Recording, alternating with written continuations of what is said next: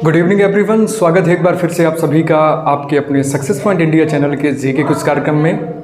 शाम एवं रात्रि के मध्य का समय है 8 और आप सभी तैयार हैं जीके कुछ की क्लास के लिए। प्यारे अभ्यर्थियों, आप में से जो नए अभ्यर्थी जुड़ते हैं हमारी क्लास से, एक बार फिर से उन्हें इन्फॉर्म कर दूं मैं कि देखिए, एक दिवसीय परीक्षाओं में विगत वर्षों में पूछे गए विविध प्रश्नोत्तरी पर आधारित हमारा ये कार्यक्रम होता है। 10 से लेकर के 15 मिनट के बीच की ड्यूरेशन की एक छोटी सी क्लास होती है। ये छोटी सी क्लास जो आपके लिए बहुत ही उपयोगी, बहुत ही स्पेशल और बहुत ही फ़ायदेमंद यानी बेनिफिशियल साबित हो सकने वाली एक क्लास है। प्यारे अभ्यर्थियों, मिले जानकारी और फीडबैक के अनुसार अभी हाल ही में संपन्न हुई इंडियन नेवी MR में इस क्लास से कई प्रश्नों का समावेशन उस प्रश्न पत्र में देखा गया है। ठीक है, तो चलते हैं एक बार फिर से इसी क्लास को शुरू करने और प्रारंभ करते हैं आज की देखिए इस क्लास को। और आज की क्लास में आपके सामने पहला प्रश्न है कि राज्य मानव अधिकार आयोग का अध्यक्ष कौन होता है। देखिए, RPF कांस्टेबल 2019 में से पूछा गया कि जो राज्य मानव अधिकार का जो अध्यक्ष होता है वो कौन होता है। प्यारे अभ्यर्थियों, ऑप्शन में नजर डालें एक बार। देखिए, सर्वोच्च न्यायालय के सेवानिवृत्त न्यायाधीश, उच्च न्यायालय के सेवानिवृत्त मुख्य न्यायाधीश, सर्वोच्च न्यायालय के वर्तमान न्यायाधीश या फिर उच्च न्यायालय के वर्तमान मुख्य न्यायाधीश। यानी कि कौन होगा राज्य मानव अधिकार आयोग का अध्यक्ष। और हमेशा याद रखिएगा प्यारे अभ्यर्थियों, जब भी बात राज्य मानव अधिकार आयोग के अध्यक्ष की हो तो हाई कोर्ट यानी कि उच्च न्यायालय के सेवानिवृत्त मुख्य न्यायाधीश, उच्च न्यायालय के सेवानिवृत्त मुख्य न्यायाधीश यानी कि बी ऑप्शन प्यारे अभ्यर्थियों आपका बिल्कुल सही माना जाएगा।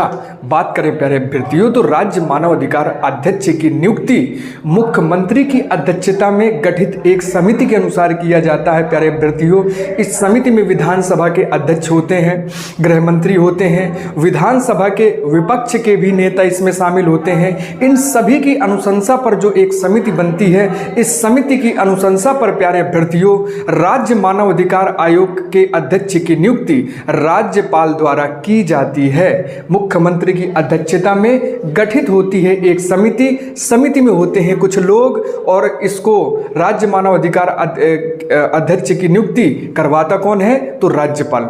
होता कौन है तो हाई कोर्ट के सेवानिवृत्त मुख्य न्यायाधीश। यहां तक क्लियर हो गया। अगले प्रश्न पर आ जाएं। अल्पसंख्यकों को किस अनुच्छेद के तहत शिक्षण संस्थान खोलने एवं उनके प्रशासन को संभालने का अधिकार प्राप्त है। प्यारे अभ्यर्थियों, RPF कांस्टेबल के बाद अब आपके सामने पेश है RPF SI 2019 का क्वेश्चन कि अल्पसंख्यकों को किस अनुच्छेद के तहत शिक्षण संस्थान खोलने एवं उनके प्रशासन को संभालने का अधिकार प्राप्त है। अनुच्छेद 26, अनुच्छेद 25, अनुच्छेद 30 या फिर अनुच्छेद 29। और बात करें प्यारे अभ्यर्थियों तो सही उत्तर होगा आपका अनुच्छेद 30। अनुच्छेद 30 कहता है प्यारे अभ्यर्थियों, मार्कर नहीं चल रहा है, ठीक है, सॉरी। अनुच्छेद 30 कहता है, अनुच्छेद 30 कहता है प्यारे अभ्यर्थियों कि अल्पसंख्यक समुदाय, ठीक है, अल्पसंख्यक समुदाय को अपना अलग से, ठीक है, शिक्षण संस्थान खोलने और उनके प्रशासन को संभालने का अधिकार प्राप्त है। प्यारे अभ्यर्थियों, बात करें तो इसके अनुसार धर्म या भाषा के आधार पर सभी अल्पसंख्यकों को अपनी रुचि के शिक्षण संस्थाओं की स्थापना एवं प्रशासन का अधिकार होगा।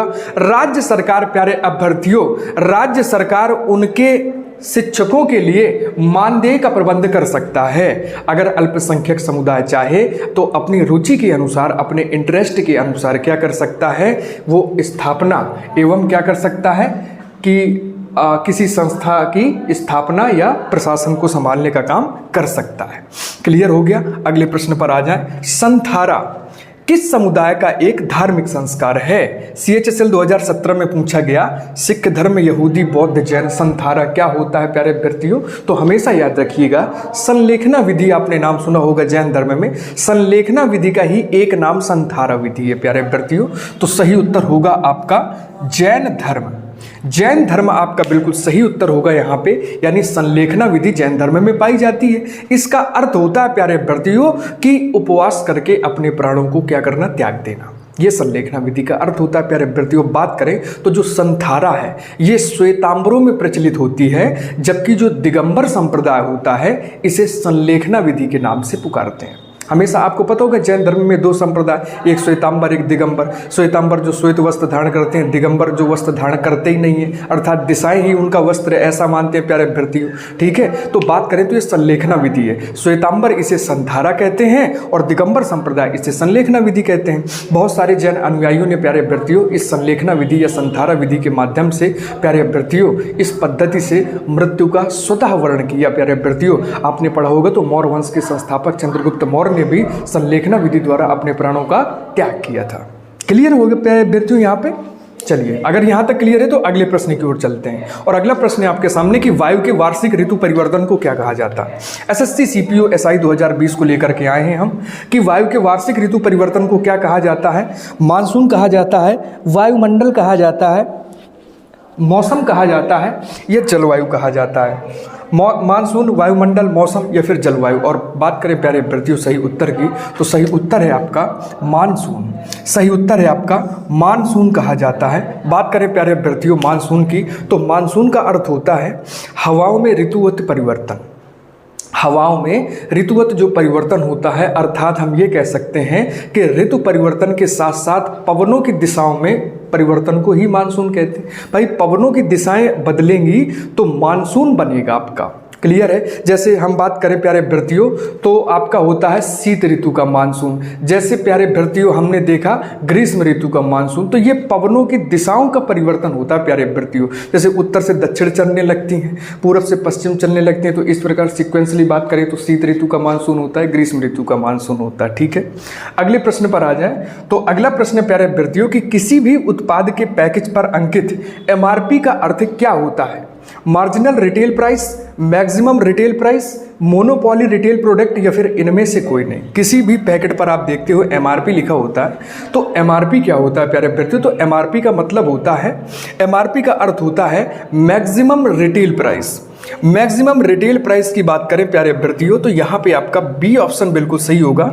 मैक्सिमम रिटेल प्राइस का है मतलब कि हम कह सकते हैं कि अधिकतम खुदरा मूल्य। ठीक है, अधिकतम खुदरा मूल्य का मतलब ये हुआ प्यारे अभ्यर्थियों कि वह खुदरा मूल्य एक ऐसा खुदरा मूल्य है जिससे अधिक कीमत पर कोई भी दुकानदार अपना प्रोडक्ट नहीं बेच सकता।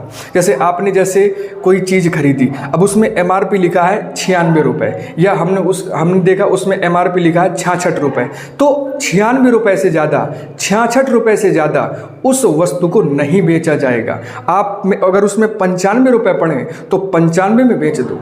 दुकानदार 95 रुपये में बेच सकता है। अगर 95 एमआरपी पड़ी है तो 95 में बेच सकता है, 90 में बेच सकता है। ठीक है, नुकसान हो रही होगी, जल्दी बेचना चाहता होगा तो 50 में बेच सकता है, लेकिन उस अंकित एमआरपी से ज़्यादा मूल्य पर नहीं बेच सकता। अगर ऐसा करता है तो प्यारे अभ्यर्थियों उपभोक्ता के अधिकारों की रक्षा करने के लिए इसका आकलन हमेशा किया जाता है। ठीक है, और अगर इससे ज़्यादा अगर गड़बड़ी की आशंका होती है प्यारे अभ्यर्थियों तो कोई भी जो कंज्यूमर है वो फोरम कोर्ट में जाकर के इस पर अपील कर सकता है। ठीक है, चलिए अगले प्रश्न पर आ जाए। कोलकली की जाने वाली एक लोक कला है कहाँ पर? तो हमेशा याद रखिएगा प्यारे अभ्यर्थियों केरल के मालाबार क्षेत्र में। केरल के मालाबार क्षेत्र में प्यारे अभ्यर्थियों बात करें तो ये कोलकली नामक एक लोक कला है किया जाता है। इसमें बात करें प्यारे अभ्यर्थियों तो इसमें जो कलाकार है ना, तो एक गोल घेरा बना करके अपनी छड़ियों को जमीन पर मारते हुए एक क्या करते हैं कि एक खास स्टेप्स में एक ताल मिलाते हैं। ठीक है, मतलब एक गोल घेरा होगा, छड़ी लिए होंगे, मारेंगे जमीन पे और इस स्टेप्स पर कुछ विशेष ताल मिलाते हैं प्यारे अभ्यर्थियों। जैसे जैसे ये नृत्य करते जाएंगे गोला फैलता जाएगा और सिकुड़ता जाएगा, फैलता जाएगा, सिकुड़ता जाएगा। इस प्रकार क्या होता है कि जब वे अपनी स्थिति में बदलाव करते हैं तो इस सिचुएशन को या इस पोजीशन को स्टेप्स के माध्यम से कोलकली कहा जाता है। तो कोलकली हमेशा याद रखिएगा आपके केरल के मालाबार क्षेत्र का प्रसिद्ध जो है तो लोक कला है। शरीर के कैल्शियम का कितने प्रतिशत हड्डियों एवं दांतों में संग्रहित भाग होता है? 99%, 90%, 85% या फिर 94%। और बात करें प्यारे अभ्यर्थियों तो सही उत्तर होगा आपका 99%। यानी शरीर में प्यारे अभ्यर्थियों जितना कैल्शियम है उसमें से 99% जो कैल्शियम का हिस्सा है, ये 99% कैल्शियम आपके हड्डियों और दांतों में मतलब संग्रहित होता है, जबकि मात्र लगभग 1% कैल्शियम जो है तो रक्त, मांसपेशियों और अन्य ऊतकों में पाया जाता है प्यारे अभ्यर्थियों। कैल्शियम की बात करें तो प्यारे अभ्यर्थियों कैल्शियम एक विशेष प्रकार का खनिज होता है। साथ ही साथ प्यारे अभ्यर्थियों ये आपके हड्डियों को तो मजबूत करता ही करता है, आपके रक्त कोशिकाओं, साथ ही साथ ऊतकों या मांसपेशियों में तो पाया जाता है। साथ ही साथ प्यारे अभ्यर्थियों ये आपके रक्त को थक्का जमाने के लिए बहुत महत्वपूर्ण भूमिका निभाता है। आपका खनिज कौन सा? कैल्शियम, जिसे Ca से प्रदर्शित करते हैं। अगले प्रश्न पर आ जाए, निम्न में से किस राज्य में रोवा वन्यजीव अभयारण्य स्थित है? CGL 2021 में पूछा गया प्यारे अभ्यर्थियों। और रोवा जो वन्यजीव अभयारण्य स्थित है प्यारे अभ्यर्थियों, आपके डी ऑप्शन यानी त्रिपुरा में स्थित है। बात करें प्यारे अभ्यर्थियों तो उत्तरी त्रिपुरा के जनपद के पानी सागर में स्थित है। उत्तरी त्रिपुरा है, वहां पे एक जिला है उत्तरी त्रिपुरा का जिसे पानी सागर के नाम से जानते हैं, तो पानी सागर में स्थित है आपका रोवा वन्यजीव अभयारण्य। बात करें प्यारे अभ्यर्थियों तो त्रिपुरा के अन्य अगर वन्यजीव अभयारण्य की बात करें प्यारे अभ्यर्थियों तो जैसे आपका बाइसन वन्यजीव अभयारण्य हो गया प्यारे अभ्यर्थियों, आपका तृष्णा जो है तो वन्यजीव अभयारण्य हो गया, गुमटी वन्यजीव अभयारण्य हो गया, ये बहुत सारे हैं जो त्रिपुरा के फेमस हैं प्यारे अभ्यर्थियों।